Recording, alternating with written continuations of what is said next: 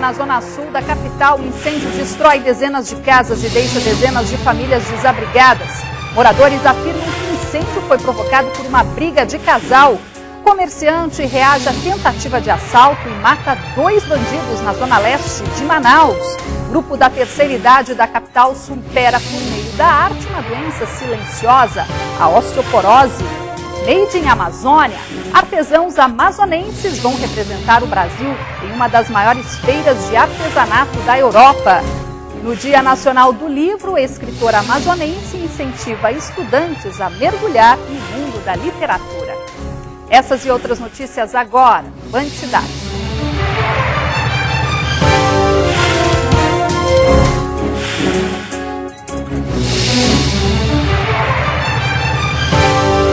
Olá, muito boa tarde para você.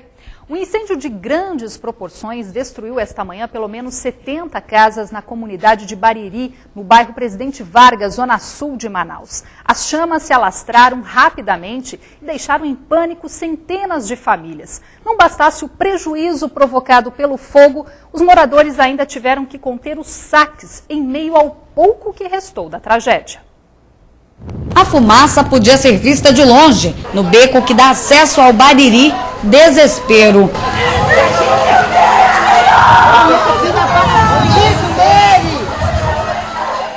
O incêndio começou às 8h30 da manhã. A madeira ressecada das casas e o vento forte ajudou o fogo a se espalhar.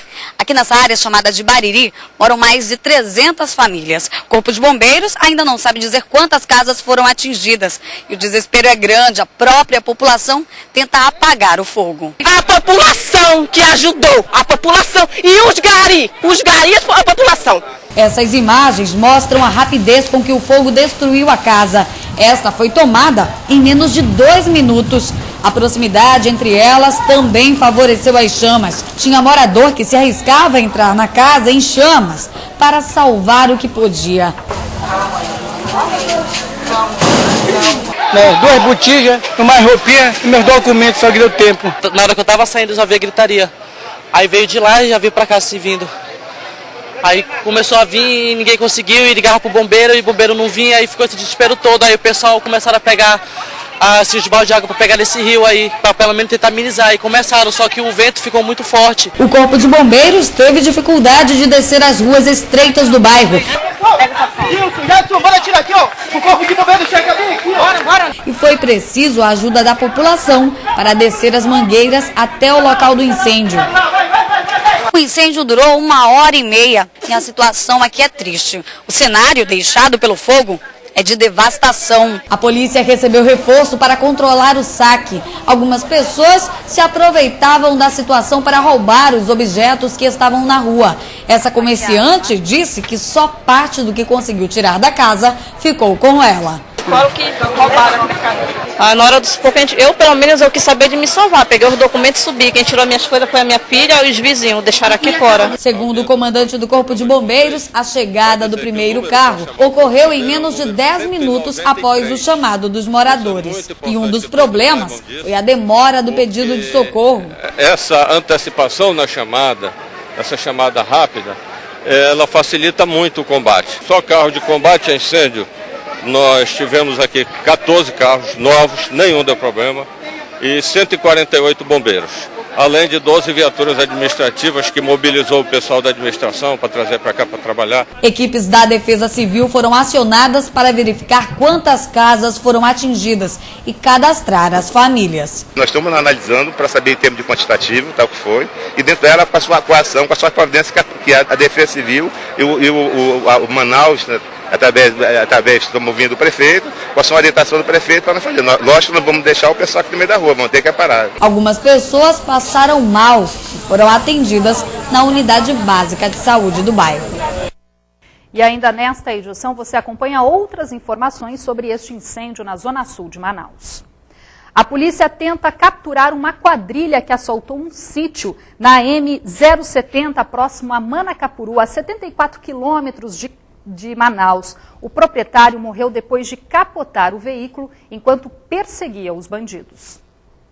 O corpo do empresário Orestes Bonetti, de 56 anos, foi velado no sítio da família e depois seguiu para São Paulo, onde será cremado. Ele empregava ao menos 25 pessoas, produzia maracujá e abastecia o mercado de Manaus com polpa da fruta.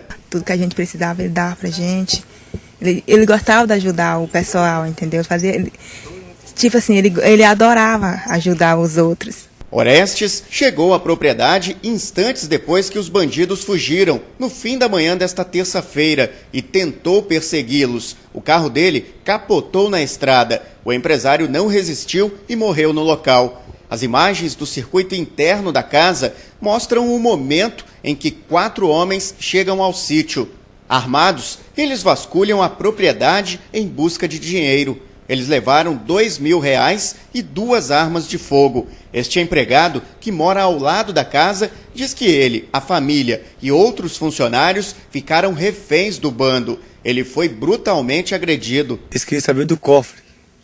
Queria saber que eu levasse no cofre lá, como tinha um dinheiro aí no cofre, não sei o quê. Insisti em nós, eu não sabia do cofre dele, que eu não sabia onde que era. Insistindo. Como foi que eu não sabia, que eu morava aqui? Eles bateram na minha cabeça.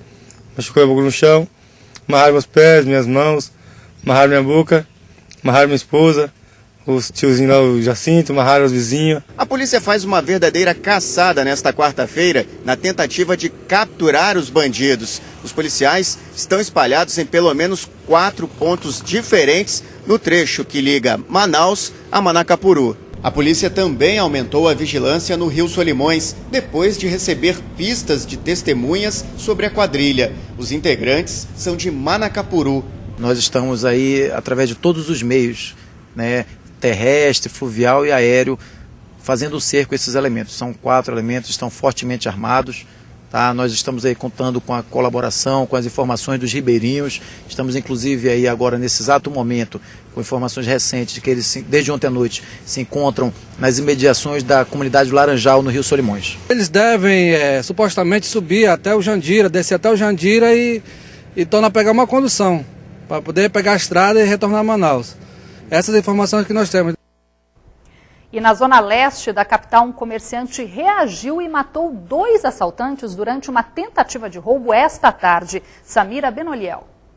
Segundo testemunhas, o comerciante já tinha sido assaltado 5 vezes em menos de um ano. Ele atirou na dupla de assaltantes com uma pistola calibre 38. Um chegou a ser encaminhado ao hospital João Lúcio, mas não resistiu aos ferimentos e o outro morreu na hora. De acordo com a polícia, esse foi um caso isolado. A orientação é não reagir ao assalto para evitar o pior. O comerciante deve prestar depoimento à Delegacia de Homicídios e Sequestros. Para o Band Cidade, Samira Benoliel.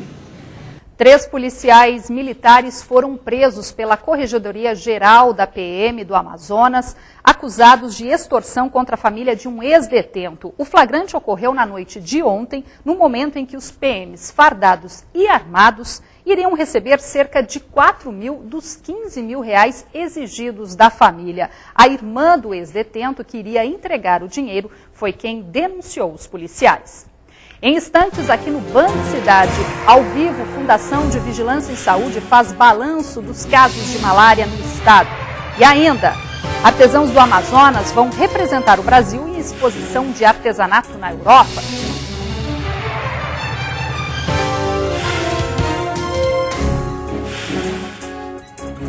Os detalhes a seguir aqui no Band Cidade.